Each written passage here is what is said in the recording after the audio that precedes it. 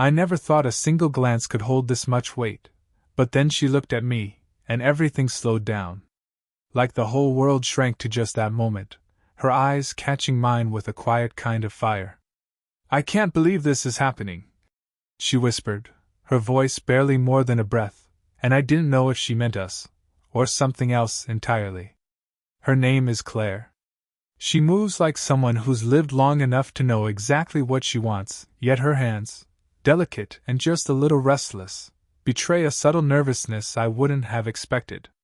There's grace in her every step, the kind that doesn't shout but quietly insists on being noticed. Her hair, streaked with hints of silver, falls just so over one shoulder, framing a face that holds both confidence and a trace of vulnerability. When she smiles, it's like a secret she almost wants to share but can't quite let out. I'm Alex. 24, and somehow, all the years I've lived don't seem to matter when I'm near her. I watch how she folds her hands loosely on the armrest of the bench where we meet, the one tucked away in the corner of the park behind our apartment buildings. The sunlight slips through the leaves above us, casting dappled shadows on her skin, making her look like a painting caught between light and shadow.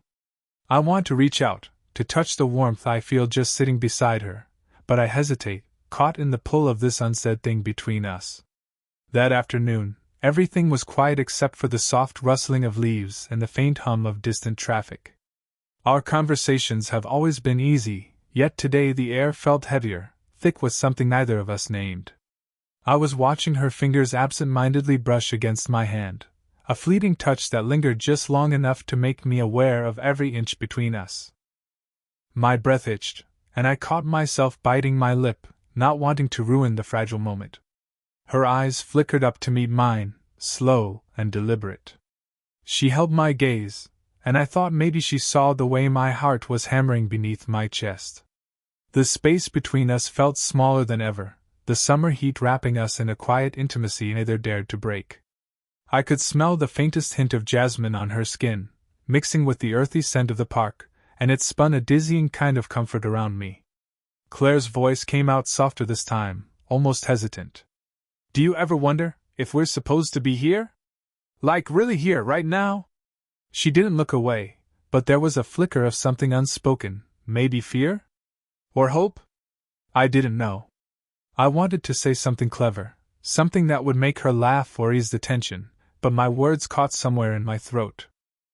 Instead, I just nodded, my fingers twitching as they hovered close to hers, afraid to close the gap but aching to. The bench creaked softly beneath us, and for a moment, the world outside stopped moving.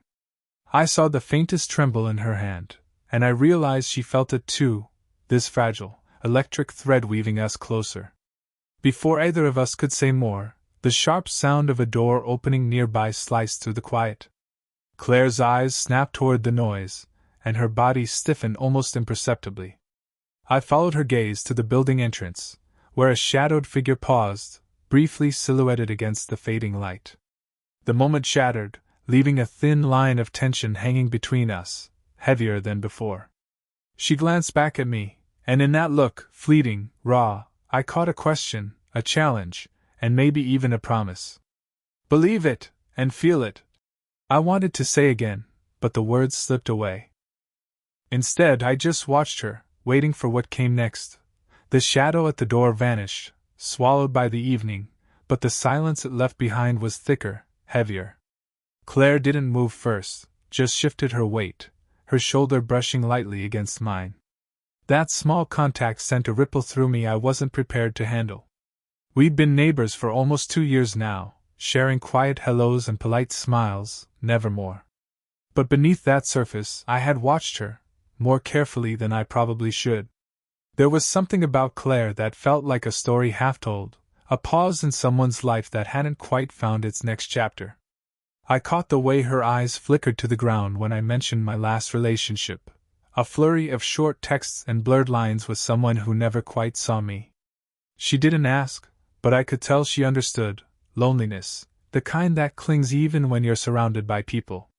And I could see that maybe she had her own ghosts. A quick sadness flickered across her face when she talked about her divorce years ago, and how the silence afterward was heavier than anything she'd expected. It wasn't just the age between us that made everything complicated. I'm 24, and she's pushing 50, but the way the world would tilt if we ever let anyone else see. Whispered judgments, awkward glances, unspoken assumptions. And maybe that scared her. Maybe it scared me too. Still, there were moments when the rules blurred, when she leaned in just a little too close, and I caught the faint warmth of her breath brushing against my neck. I told myself to look away, to focus on the cracks in the pavement, or the hum of the streetlights flickering on. But I never did. That night, as the air cooled and the shadows deepened, she rested her hand on my shoulder, just for a second, but it lingered long enough to press heat into my skin. I felt my throat tighten, words caught and broken by the sudden electricity sparking between us. Her voice softened, almost shy. Sometimes I forget you're not someone else. There was an unfinished sentence hanging between us, like a secret neither dared to say aloud. I swallowed, searching her face for the meaning behind those words, the hesitation in her eyes. It wasn't just about who I was, it was everything we weren't supposed to be. And yet here we were.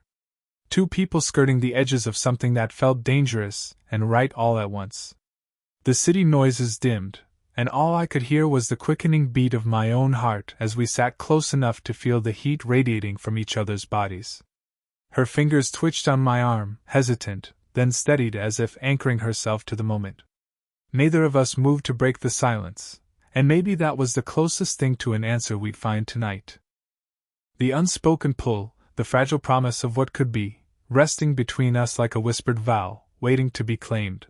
The quiet between us was fragile, stretched thin like a thread pulled too tight. Claire's hand still rested lightly on my arm, the warmth burning beneath my skin. I was caught somewhere between wanting to move closer and the knot of hesitation tightening in my chest. Her breath hitched when a sudden ping from my phone broke the spell. I fumbled to check the screen, heart sinking. A message from my roommate. You home yet? We're heading out. It wasn't urgent, but just enough to feel like an intrusion, like someone else was waiting to pull me away from this moment. Claire's eyes flickered to the glow of the screen in my hand, then back to me, her gaze sharp but unreadable. They don't need to know, she said quietly, her voice almost a challenge, but then she looked away as if embarrassed by her own words. I swallowed hard, torn. There was guilt twisting inside me, guilt for wanting this, for feeling so alive with her, and knowing how complicated this was. I glanced at her again, the curve of her lips, the way her chest rose and fell with each breath, so close I could almost smell the faint scent of vanilla and rain. Without thinking, I reached out, fingertips brushing the edge of her jaw. She didn't pull away, but neither did she lean in. Instead, her eyes closed briefly, and when they opened, they were darker, more vulnerable. Our faces were inches apart, too close, and yet not close enough. My pulse hammered loud in my ears. I wanted to close the gap, to finally cross the line that had been hovering between us for weeks.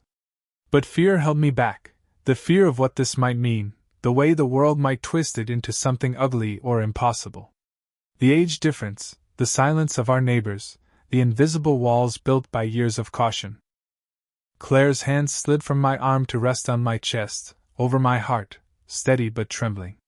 Her voice was barely more than a whisper. Are we crazy? I didn't answer.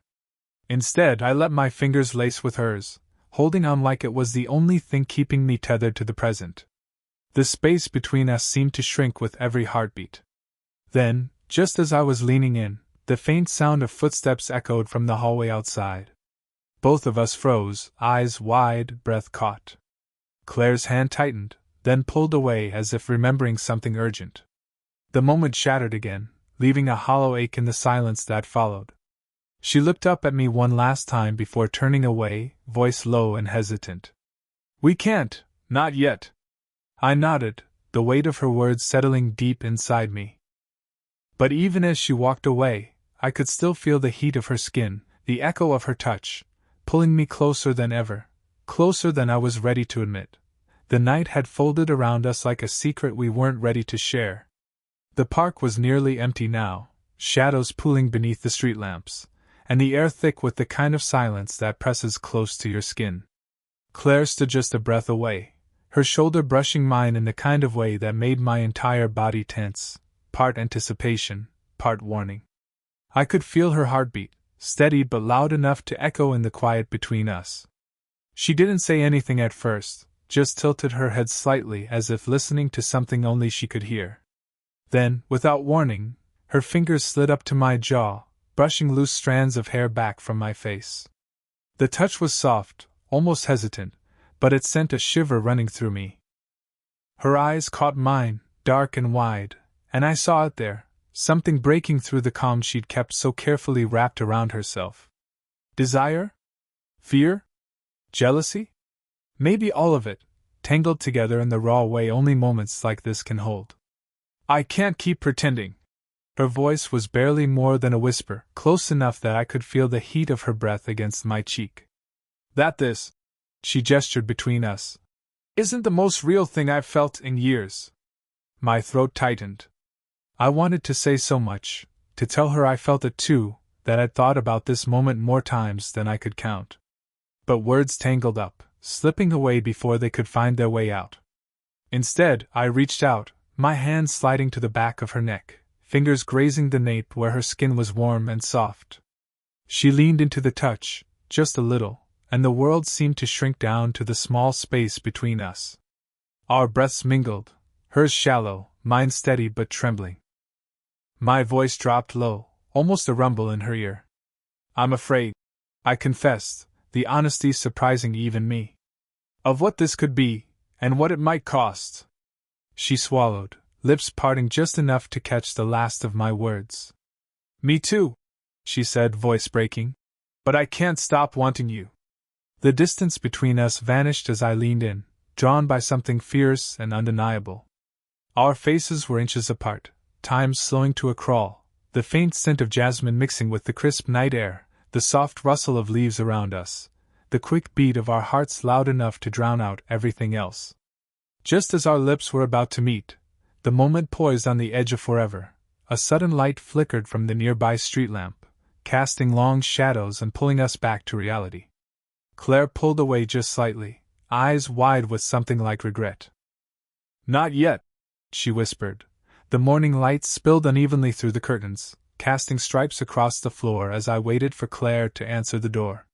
When she finally appeared, her face was a mask I hadn't seen before, tight, fragile, like she was holding back a storm. Before I could say anything, she stepped inside, closing the door with a soft click that sounded far too final. Her hands trembled as she folded them in front of her, eyes flicking away when she met mine. I need to tell you something, she said, voice low, almost fragile. Last night, someone saw us. My heart stuttered, pulse kicking up like a warning. Saw us? What do you mean? She hesitated, biting her lower lip, fingers twitching as if wanting to reach for me but pulling back instead. My sister. She came by unexpectedly, and she saw us, how close we were. She swallowed hard, and I noticed how her breath hitched, as if the memory still burned. I felt the weight of her confession settle between us, thick and suffocating. A part of me wanted to reach out, touch her trembling hands, but I held back, watching her like she was glass that might shatter with the wrong move. She took a step back, then another, closing the space between us only to retreat again, as if caught between wanting to be near and needing to protect herself. The tension wrapped around us like a second skin, both charged and fragile. I stepped forward, closing the gap, and brushed a stray lock of hair behind her ear, feeling the faint warmth of her skin beneath my fingertips. Her eyes fluttered shut, a shiver running through her body, part fear, part something deeper, more raw. I'm scared, she whispered, voice breaking. Not just about what others might think, but about us. About how much I'm already tangled up in this. Her gaze locked with mine, vulnerable and fierce all at once. I swallowed the lump in my throat, trying to steady the storm inside me. I'm scared too, I admitted, but maybe that's what makes it real. Her breath itched, lips parting slightly as if she wanted to say more. Instead, she took another step toward me, the space shrinking until our bodies nearly touched. The heat radiating off her was sudden, overwhelming, every hesitation, every doubt replaced by an electric need that was impossible to ignore. Without thinking, I reached for her hand, fingers intertwining with hers, holding on as if this small connection could keep the world from collapsing. She didn't pull away.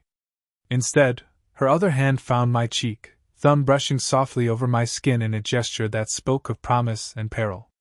"We can't hide anymore," she said, voice trembling but certain.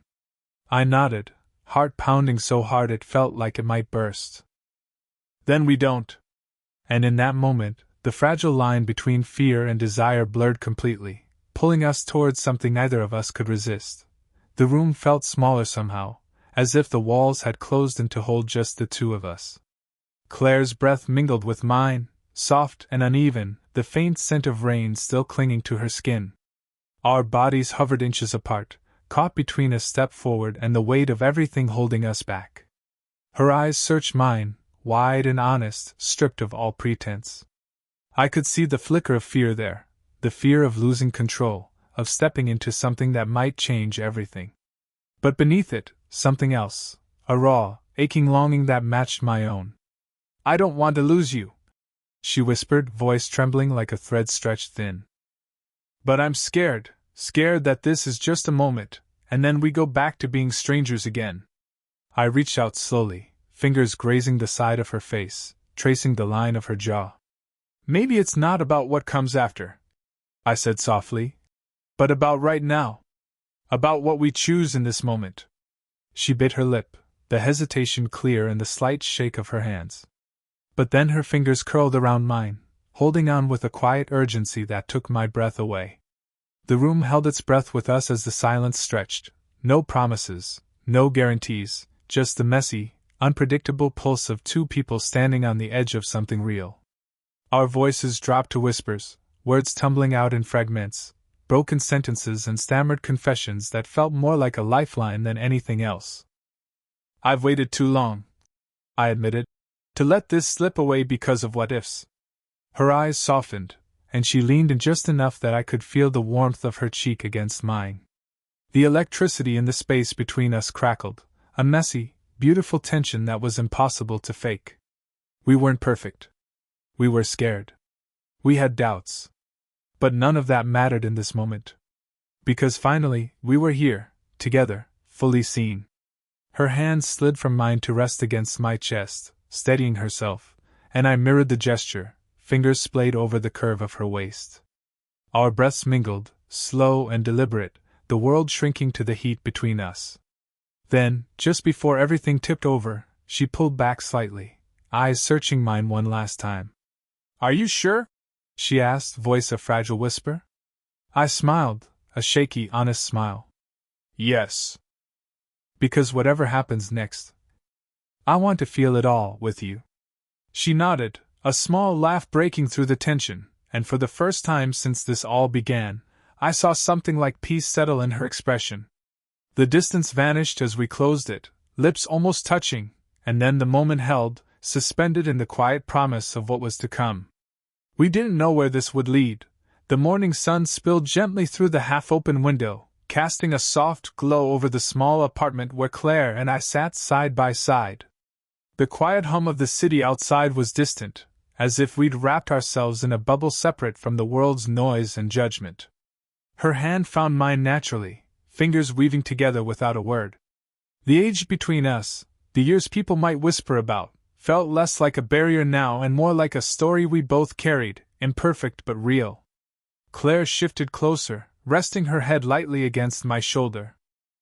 The warmth of her breath brushed my skin, and I felt a calm settle over the storm of doubt and fear that had pulled at us for so long. We didn't need grand declarations or promises, just this simple closeness, the unspoken understanding that whatever came next, we would face it together. "I never thought it would feel like this," she murmured, voice soft and a little breathless. I squeezed her hand gently. "Neither did I. But maybe that's the point." Her lips curled into a small, tired smile, eyes closing as if letting down a shield she'd held up for years. I brushed a stray lock of hair behind her ear, fingers lingering against the warmth of her skin. There was a tenderness there, fragile and fierce all at once, that made my chest ache. We sat like that for a long moment, the silence between us filled with everything we hadn't said before, the loneliness, the hesitation, the risks, and the hope. The world outside might still have its opinions, but in here, in this quiet space, none of that mattered. What mattered was this: two people, messy and flawed, daring to feel something real. Claire tilted her head up, catching my gaze, her eyes shimmering with something like peace. "Thank you," she whispered. "For what?" I asked, heart swelling. "For not giving up on me. On us." I smiled, leaning in to press a gentle kiss to her forehead, a silent promise that no matter what came next, I was here. Fully. And as we sat there, wrapped in the warmth of a new beginning, I realized that sometimes the most unexpected connections are the ones that teach us how to truly feel again. Did you enjoy the story? What kind of stories would you like to hear next?